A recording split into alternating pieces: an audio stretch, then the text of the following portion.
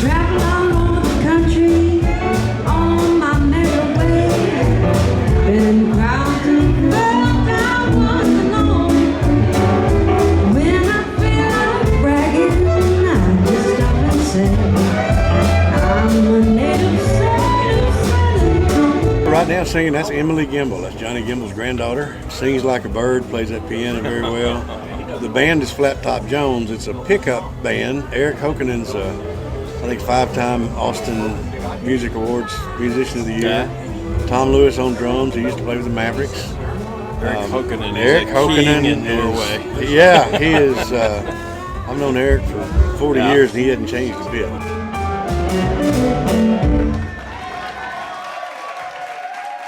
This event is dedicated to our friend Dave Reinhardt. Dave Reinhardt passed away recently. His brother wrote a great tribute to him, but in essence of time, I'm going to try to hone it down so you'll know what a great guy he was. He was born in West Texas, and he's a true West Texas cowboy. He worked the oil rigs. Not the oil rig, but the oil fields. He was a farrier. Then he decided to grow up and move down to New Braunfels and become a river outfitter. And he did that until the flood of '98 washed him away. Then he went to work at the smokehouse. But he was a fixture at the end of the bar at Green Hall and a good friend to many people in here. So David, this is for you. God bless Texas. I also want to give a shout out to my brother Mark, who is back in the hometown of West Cama, Texas. He's on his 7th round of cancer. He's been fighting it since 1997. So far, he's 7-0. But he's doing a little bad, and he couldn't make it down here today. So, Mark, wish you were here, and we'll do this again next year. Guys, we got a great program lined up for you.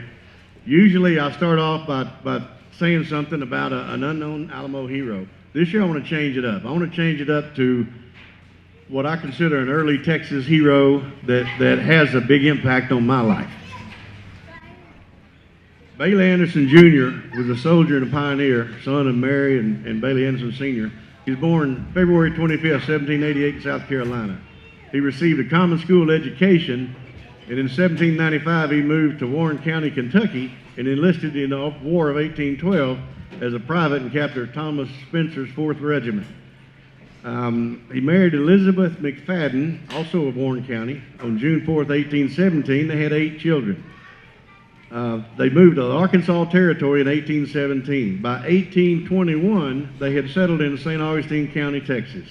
Anderson was the alcalde of the Ayash Bayou District in the late 1820s. He commanded a company of St. Augustine volunteers at the Battle of Nacogdoches in 1832 and offered the terms of surrender to Colonel Jose de las Piñas. Piedras. His most heroic service was at the Siege of Behar in 1835. With 30 hand-picked men noted for their bravery, he captured Colonel Navarro's house in the heart of San Antonio. He moved to Harrison County in 1837, was appointed a trustee to Marshall University in 1842. He moved to McLennan County in 1853, where he died on July 14, 1865. Bailey Anderson Jr. is my great-great-great-grandfather.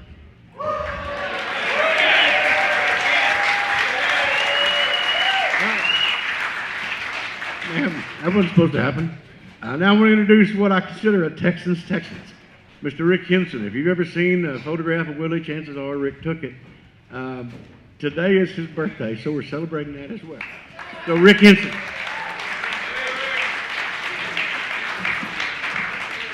Thank you all, ladies and gentlemen, for coming here today. First, I'd like to say that I'm extremely honored and proud to share this stage with the most dedicated and honorable Texans I've ever known. Right now, let's do a big God bless Texas. 1, 2, 3, God bless Texas! Thank you, Jeff Hardwick, for all your hard work, and all for the folks to help make this celebration a success. I'm also honored to stand stand before a room full of real, by God, honest to goodness Texans. Give yourself a hand. I've met many of you, and I look forward to meeting several more. All right. The speech I'm about to read was written by my friend Charlie Yates. Some of you may have known Charlie. Charlie Yates was a quintessential Texan. He was a sixth-generation Texan, a patriot of the highest level, historian, Texas reenactor, and most of all, my friend. When I introduced Charlie to someone, I would say, "This is Charlie Yates. Charlie has a cannon in his garage." So this is called the Texas mystique. For many years, we've all tried to define why we like Texas, why we love Texas, and what there is about Texas. And I think this thing that Charlie wrote probably describes that more than anything I've ever heard. From even the early days of Spanish settlement, Texans have been a breed apart. And from those earliest days, philosophers have tried to describe the Texas mystique. Most commentaries have referred to the qualities of honor, bravery, courage, pride, love of freedom, and independence. Others have used broader terms addressing the characteristics of self-reliance, personal responsibility, and individual initiative. If one combines those with a healthy disdain of authority and often fatalistic sense of humor, the delineation still falls short. There is always a characteristic missing that defines the human vocabulary. But we all know it's real, it's tangible, and ever-present, yet always unnameable. My hero, General Sam Houston's last words were Texas. In a salute to Texas, please join me. Please join me. Here we go. Hip, hip, hooray! Hip, hip, hooray! Hip, hip, hooray! Thank you very much. God bless you and God bless Texas.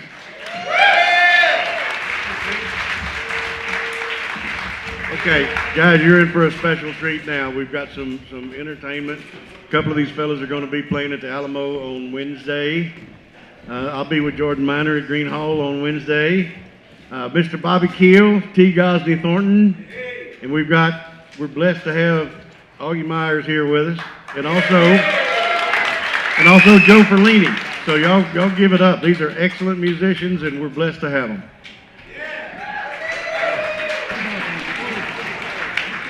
I just want to say one thing.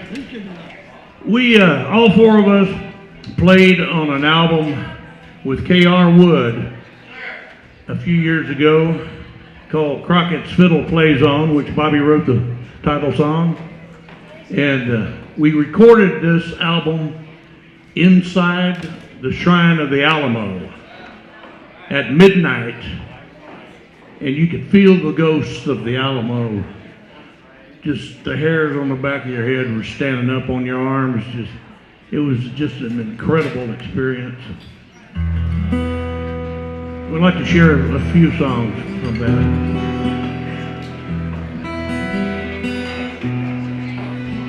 A time to be reaping, a time to be sowing, the green leaves of summer are calling me home.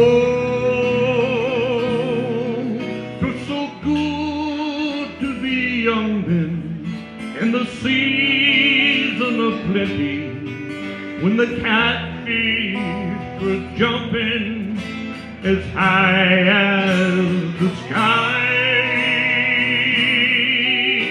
A time just for plowing, a time just for planting. We started a 501c3, and the mission is to teach Texas history to 4th and 5th grade school children. Not what the TEA wants them to learn, but what they should learn about Katie Jennings' 10-year-old ride, letting everybody know the Alamo fell. Michael King, 15 years old, dying in Alamo, and how he got there. Just interesting history that you just have to dig to find nowadays. This firearm right here is very similar to the ones carried by our boys back in 1836.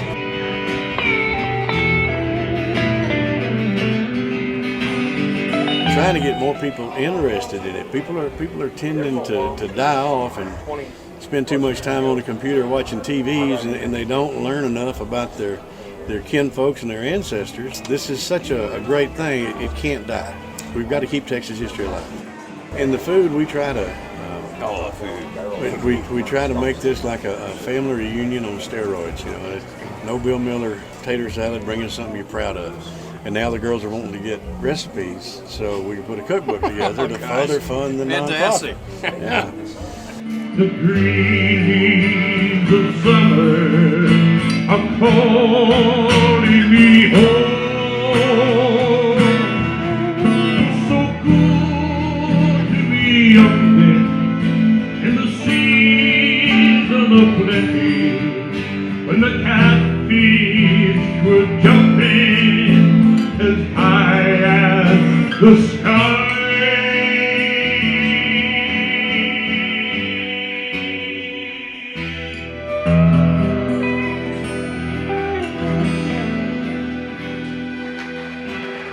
Guys, we got one last little tribute, and it's by a very special friend. I met this fella, gosh, years ago. Him and a fella named Hondo Crouch bought a little town outside Fredericksburg called Lukenbach.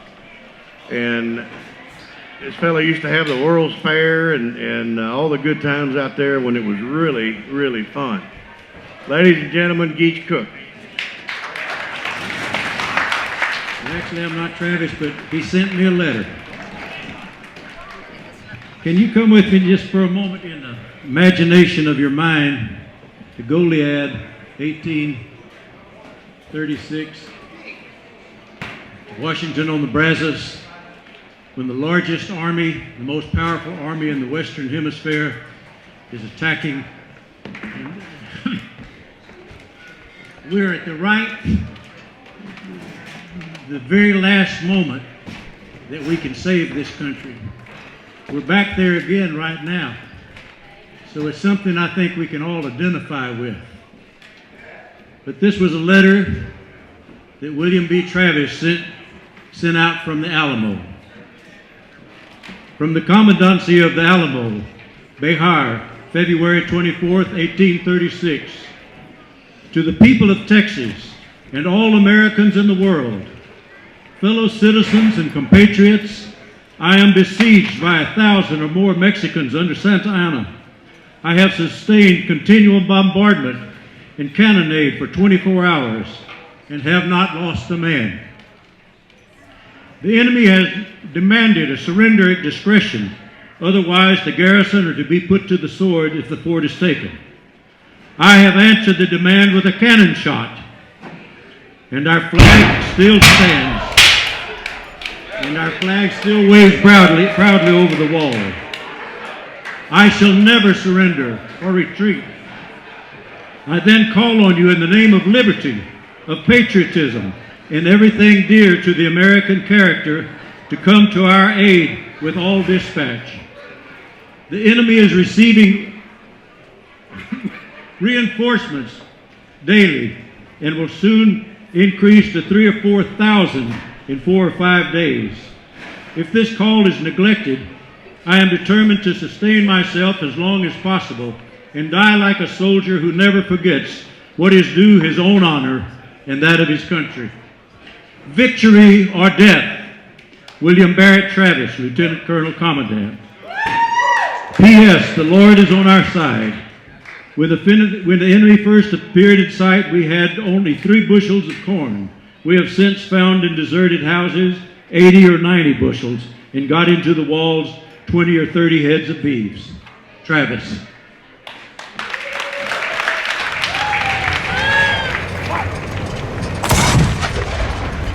Y'all give it up for Texas, people. Come on, God bless Texas.